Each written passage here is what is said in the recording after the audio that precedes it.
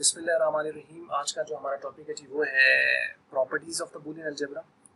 वैसे तो ये प्रॉपर्टीज़ और जो लॉज हैं ये एक ही टर्म है, एक ही नाम है, लेकिन यहाँ पे हम लोगों ने इसको, जैसे मैंने आपको सिनॉप्सिस में बताया था कि यहाँ पे हम इनको अलग अलग सेपरेटली जो है वो डील करेंगे। तो आइए इसको हम शुरू कर लेते हैं। जो पहली तीन प्रॉपर्टीज़ इसके अंदर हम पढ़ेंगे, कम्यूटेटिव प्रॉपर्टी है, एसोसिएटिव प्रॉपर्टी है और डिस्ट्रीब्यूटिव प्रॉपर्टी यहाँ पे हम डिस्कस करेंगे। तो पहली जो प्रॉपर्टी है वो है कम्यूटेटिव प्रॉपर्टी। और जो कम्यूटेटिव प्रॉपर्टी होती है ये अंडर एडिशन भी होती है और अंडर मल्टीप्लिकेशन भी होती है। मैथ्स के अंदर भी ये बिल्कुल सेम है। यहाँ बूलियन अलजेब्रा के अंदर चूँकि ये लॉजिक अलजेब्रा का जो है एक पार्ट है, उसका एक हिस्सा है, और यहाँ पे भी इसकी बिल्कुल सेम जो है वो डेफिनेशन या उसकी जो प्रेजेंटेशन है बिल्कुल सेम है। तो कम्यूटेटिव प्रॉपर्टी स्टेट्स ए प्लस बी इक्वल होता है बी प्लस ए के। अब यहाँ पे कुछ भी यानी चेंज नहीं हुआ, आपने सिर्फ क्या कह रहा है कि ए प्लस बी था तो आपने उसको बी प्लस ए कर दिया। यानी इसका क्या मतलब होगा कि अगर आपने ए में बी ऐड कर दें या बी में ए ऐड कर दें तो कोई फर्क नहीं रहेगा, इस तरीके से किया जा सकता है। तो यानी रिजल्ट के ऊपर किसी तरह का कोई फर्क नहीं पड़ता। और अगर इसको अंडर मल्टीप्लिकेशन अगर हम देखें तो ए डॉट बी जो होगा वो इक्वल होगा बी डॉट ए के। ये है कम्यूटेटिव प्रॉपर्टी। इसको याद रखना आपके पास जो है वो आपके लिए अहम होगा। इसको आप किस तरीके से याद करते हैं कि ए जो है पहले बी के साथ, यानी ए पहले था बी बाद में था, फिर बी पहले आ गया और ए बाद में आ गया। जब ये आपके पास इसकी जो प्लेसेस जो है वो एक्सचेंज होती हैं तो ये वाला आपका कम्यूटेटिव प्रॉपर्टी कहलाती है। और ये अंडर एडिशन भी होती है और ये अंडर मल्टीप्लिकेशन भी होता है। यानी एडिशन में होगा तो A plus B is equal to B plus A, और अंडर मल्टीप्लिकेशन होगी तो ए डॉट बी जो होगी वो बी डॉट ए के हमेशा इक्वल रहेगी। और ये इसका कम्यूटेटिव प्रॉपर्टी का नीचे प्रूफ है। बाज़ दफ़ा क्वेश्चन आता होता है कि state to prove the commutative property under addition, या state to prove the commutative property under multiplication. या अगर वो कहता है कि कम्यूटेटिव प्रॉपर्टी को आप उसको जो है प्रूव कर दें तो आप इनमें से कोई एक कर सकते हैं, अंडर एडिशन या अंडर मल्टीप्लिकेशन, दैट्स ओके। आप ऊपर पूरा लिख दें कि अंडर एडिशन या अंडर मल्टीप्लिकेशन, उसका प्रूफ आप एक नीचे एक टेबल बना दें, दैट्स ओके। अच्छा, आप यहाँ पे देखें कि अंडर कम्यूटेटिव जो प्रॉपर्टी है, इसको प्रूफ है कम्यूटेटिव प्रॉपर्टी का, ये मैंने अंडर मल्टीप्लिकेशन यहाँ पे ये टेबल बनाया हुआ है। आप इसको प्लस के जरिए से भी चेक कर सकते हैं, सेम आंसर आएगा उसका। सेम आंसर से बना था, यानी वो जो ए प्लस बी का होगा वो बी प्लस ए का सेम होगा।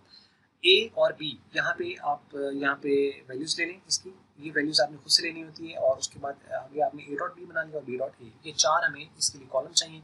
अब ये जो फिलिंग करनी है ना इसके लिए ये बहुत अहम है, यानी ए की कौन सी वैल्यूज लेनी होगी बी की। अब यहाँ पे एक छोटी सी गलती होती है, और यानी जो स्टूडेंट्स होते हैं जो नए होते हैं उनको ये एक प्रॉब्लम होती है कि इसको लिखना कैसे। वो इसको रीड कर रहे थे यूँ रो वाइज, जैसे 0 0 फिर 0 फिर 1 फिर 1 फिर 0 फिर 1 फिर 1, इस तरह करके। इस तरह अगर आप करेंगे तो ये काफ़ी मुश्किल हो जाएगा। शुरू में तो शायद ये 2 वेरिएबल्स तक का आसान है, लेकिन 3 वेरिएबल 4 वेरिएबल या अगर 5 वेरिएबल आ जाए तो उसके लिए आप कॉम्बिनेशन कैसे बनाओगे वो एक डिफिकल्ट लेवल होता है। तो उससे बचने के लिए फिर अधिकार आपने ये याद रखना है कि 2 वेरिएबल्स के अंदर आपने यहाँ पे जो है वो पहले 2 0 लिख लेने और फिर अगले 2 1 लिख लेने। तो पूरी हो गई वैल्यूज आपके पास, ठीक है।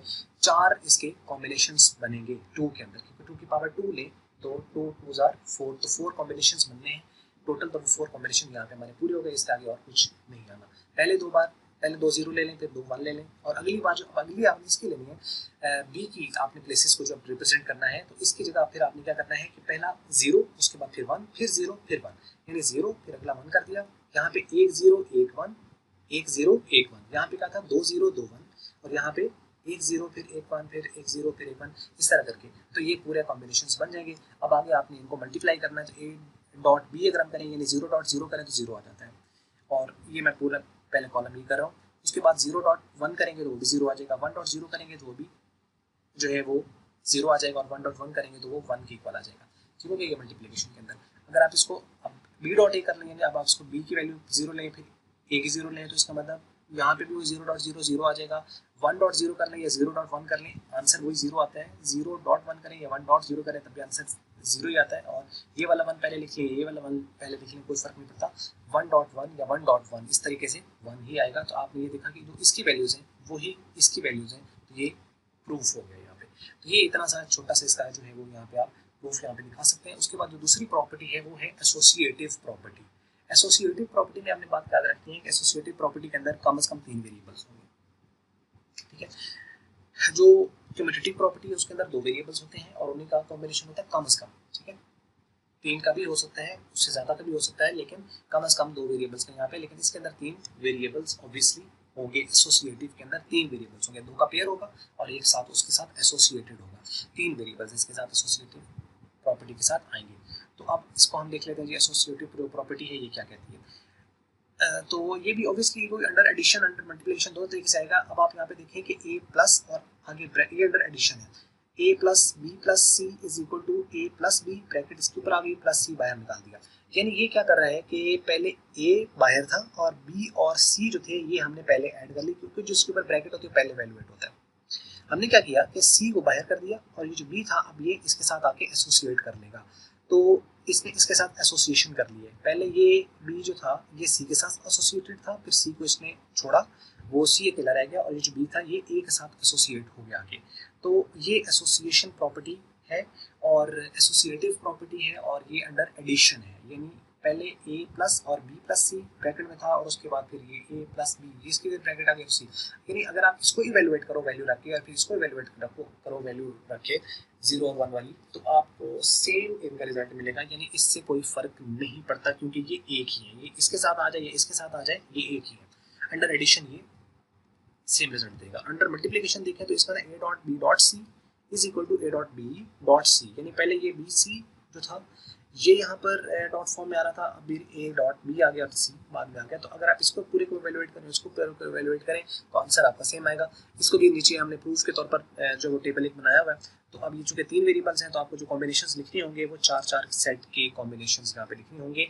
तो अब यहाँ पे मुश्किल हो जाता है ना थोड़ा सा, यानी आप 0 0 लिखिए, फिर 0, फिर यहाँ पे क्या आएगा 1 आएगा। अगर आप यहाँ 1 कर देते हो, क्योंकि यहाँ पे आपने 0 लिखा तो यहाँ पे आप 1 करोगे या इसको करोगे, ये बिट टू बिट चेंज होता है। ठीक है, बिट टू बिट इसके अंदर हमने यहाँ पे चेंज करना होता है। तो उसके लिए फिर बेस्ट तरीकाकार ये है कि आप इसको कॉलम वाइज देखें, ना कि रो वाइज देखें। तो यहाँ पे एसोसिएटिव प्रॉपर्टी अगर हम इसको देखें तो यहाँ पे 4 0 पहले हमने लगा दी, यानी 2 0, फिर उसके बाद 2 0, उसके बाद फिर यहाँ पे 4 बार आपने 1 कर देना है और ये सारा इस तरीके से आ जाएगा। ठीक है, तो 4 0 पहले लगा लें, फिर 4 1 लगा लें। इसकी कॉम्बिनेशंस कितने बनेगी, वो 8 बनेगी। वो 8 किस तरीके से बन जाते हैं, 2 की पावर अगर आप 3 वेरिएबल है तो 2 की पावर आप 3 लें, 2 की पावर आप 3 लेंगे तो वो क्या बन जाएगा 2 मल्टीप्लाई 2 तो 2 2 4 4 2 8। इसका मतलब 8 कॉम्बिनेशन इसके बनने हैं, 8 सेल्स इसके लिए रिक्वायर्ड होंगे। यानी ये ना हो कि आप कितनी जीरो लेंगे, ये भी तो क्वेश्चन है ना कि कितनी जीरो लेने हैं, कितनी तक इसको लिखना है। तो 4 ही क्यों लिखे, उससे कम क्यों नहीं लिखे, इससे ज़्यादा क्यों लिखे, क्योंकि 8 सेल इसके लिए हमें चाहिए थे, क्योंकि 3 वेरिएबल है। यानी इसका जो जनरल फार्मूला होता है वो 2 की पावर n होता है, जबकि n जो है वो नंबर ऑफ वेरिएबल्स है। तो 2 की पावर आपने उसकी ले लेनी है, उतने आपको कॉम्बिनेशन पता चल जाएंगे और उसके अकॉर्डिंगली आपने इसके सेल तो 8 बनेंगे, तो 8 आप यहाँ पे लिख लेंगे। 4 वेरिएबल्स होंगे उसके कितना बनेंगे आप कमेंट्स में जरूर बताइएगा। अगर आपके पास 4 वेरिएबल्स हों तो फिर कितने कॉम्बिनेशन आपको लेने पड़ेंगे, कितने सेल्स रिक्वायर्ड होंगे और फिर वो कॉम्बिनेशन आप किस तरीके से लेंगे, जरूर हमारे साथ कमेंट्स में शेयर कीजिएगा अगर आपको ये बात समझ लगी है तो। अच्छा, ये पहले सेल में हमने 4 बार ले लिया 3 वेरिएबल्स के अंदर, और अगले सेल में हम 2 कर देंगे, उससे अगले सेल में 1 1 कर देंगे। अब यहाँ पे देखो कि अगले में 2 0, फिर 2 1, फिर 2 0, फिर 2 1, और उससे अगले वाले में क्या होगा 1 0 1 1 1 0 1 1 1 0 1 1 1 0 और 1 1। इस तरीके से कॉम्बिनेशंस बनेगा। ये टोटल आपके पास यहाँ पे आ जाएगा और अब इसको आप इवेलुएट कर लें, क्योंकि अब इसको हम इवेलुएट करना चाहते हैं। तो अगर आप देखें यहाँ पे तो बी डॉट सी हमें चाहिए, ठीक है, और वही आ गया। अगले वाले में अगर आप देखें तो इसमें ए डॉट बी चाहिए, तो ए डॉट बी भी ले लिया। अब इनको कॉम्बिनेशन ले लें, a dot b dot c पहले लिया हुआ है, ए की वैल्यू पहले है तो a dot b dot c, और उसके बाद फिर ए डॉट बी ब्रैकेट और डॉट सी। अब आप इसको अगर इवेलुएट कर लें बी डॉट सी को, तो बी ये है, सी ये है, इनको आप 0.0 0 आ गया, 0.1 0 आ गया, 1.0 0 आ गया, 1.1 1 आ गया, और 0.0 जो है वो 0 आ गया, और 0.1 जो है वो भी 0 आ गया, 1.0 0 आ गया और 1.1 1 आ गया। ठीक है, ये बी डॉट सी की वैल्यू आ गई। इस तरीके से ए डॉट बी की वैल्यू इसी तरीके से आ गई। अब आपने बी डॉट सी जो ये वाले रिजल्ट है, ये वाला, इसको अब आपने ए के साथ लेना है। तो यहाँ से ये 0, इधर से ये 0, तो ये जो 0 है ए वाला, इसको हम बी डॉट सी के 0 से मल्टीप्लाई करेंगे तो क्या आ जाएगा 0 आ जाएगा। इस तरीके से फिर ए वाला और ये बी सी वाला, ये भी 0, तो ये भी 0 आ जाएगा। कोई एक भी 0 हुआ तो ये 0 हो जाएगा। इसमें भी 0 आ रहा है, ये भी 0 आ जाएगा। इसमें भी 0 आ रहा है, ये भी 0 हो जाएगा। इसमें 1 है, इसमें चेक करें, इसमें 0 आ रहा है, ये भी 0 हो जाएगा। इसमें 1 है लेकिन इसमें 0 है, ये भी 0 हो जाएगा। इसमें 1 है, इसमें 0 है, ये भी 0 हो जाएगा। इसमें 1 है और इसमें 1 है, ये लास्ट वाला 1 बनेगा। तो इस तरीके से आपने ए डॉट बी जो है वो ये लिए हुए, ये सारे कॉम्बिनेशन, ये क्योंकि क्यों एक भी 0 आ गया, इसमें सारे ये वाले 0 है, ये सारे 0 आ जाएंगे, ये सारे के सारे। यानी कोई एक भी 0 है तो आप उसको सिंपली लिख दो, सारे को चेक करने की जरूरत नहीं है। तो इसका मतलब आप यहाँ पे देखो कि यहाँ तक तो इसके सारे 0 हैं। अब इसमें देखो कि इसमें कौन कौन से आ रहे हैं। इसमें अगर आप चेक करो ए डॉट बी है, उसको आपने चेक करना है सी के साथ, तो ये सी आप यहाँ पे है, ठीक है। तो ये यहाँ पे ये जीरो है, क्योंकि ये जीरो है तो इसका मतलब ये भी जीरो हो जाएगा, इसका ये वन और इसका ये वन, तो वन डॉट वन करेंगे तो वन आ जाएगा। तो आप यहाँ पे देखें a dot b dot c, जो ब्रैकेट इसके ऊपर है और ब्रैकेट इसके ऊपर है, इनके जीरो जीरो जीरो जीरो ये सारे रिजल्ट और ये और आखिरी वन इसका आखिरी वन है, तो ये बिल्कुल सेम रिजल्ट है। ये जो शेड हुआ हुआ है इसका आंसर बिल्कुल सेम आया। इसका मतलब है कि आपकी एसोसिएटिव प्रॉपर्टी अंडर मल्टीप्लिकेशन आप इसको कह सकते हैं कि ये प्रूफ हो गई है। और उसके बाद आती है आपके पास जो है वो तीसरी प्रॉपर्टी और लास्ट प्रॉपर्टी, वो है डिस्ट्रीब्यूटिव प्रॉपर्टी अंडर एडिशन और अंडर मल्टीप्लिकेशन। देखिए डिस्ट्रीब्यूटिव प्रॉपर्टी के अंदर भी आपको तीन वेरिएबल्स चाहिए, लेकिन यहाँ पर एक जो है वो डॉट के साथ बनेगा और एक प्लस के साथ बनेगा। यहाँ पे यानी एक डॉट के साथ है और एक प्लस के साथ है। डिस्ट्रीब्यूटिव प्रॉपर्टी स्टेट की करती है ए डॉट बी प्लस सी, यानी ए डॉट है और उसके बाद बी प्लस सी है ये वाला, इसको आप अंदर मल्टीप्लाई कर दें, क्योंकि ये मल्टीप्लाई बाहर हो रहा है तो इस वाले से मल्टीप्लाई होता है और इस वाले से मल्टीप्लाई होता है। तो अगर आप इसको देखिए अंडर एडिशन है, क्योंकि ये ब्रैकेट के अंदर जो है उससे आपने इसका अंदाजा लगाना है कि अंडर एडिशन है या अंडर मल्टीप्लिकेशन है। बस अब इसको लोग मल्टीप्लिकेशन कह देते हैं, तो अंडर एडिशन है। तो ए डॉट जो बी है और ये प्लस का ये साइन आएगा और फिर ए डॉट सी आ जाएगा, ठीक हो गया। तो ये चूंकि प्लस हो रहे हैं यहाँ पे दोनों, तो सम ऑफ प्रोडक्ट फॉर्म है, एसओपी फॉर्म है, तो ये अंडर एडिशन कहलाएगी। इस तरीके से अब यहाँ पे देखें यहाँ डॉट था, अब यहाँ पे प्लस हो गया, अंदर जो है अब पहले अंदर वाले प्लस थे, अंदर वाले मल्टीप्लाई हो गए, तो ये अंडर मल्टीप्लिकेशन है। तो ये वाला इसके साथ भी प्लस बना जाएगा और ये डॉट करेगा इसका, यानी प्रोडक्ट लेगा ए डॉट ए प्लस सी के साथ भी, तो ये वाला प्लस इसके साथ भी हो गया और ये वाला जो है ये इसके साथ भी प्लस हो गया और इनका बाद में क्या आ गया मल्टीप्लिकेशन साइन, यहाँ पे अंडर मल्टीप्लिकेशन है। तो ये होगी आपकी डिस्ट्रीब्यूटिव प्रॉपर्टी।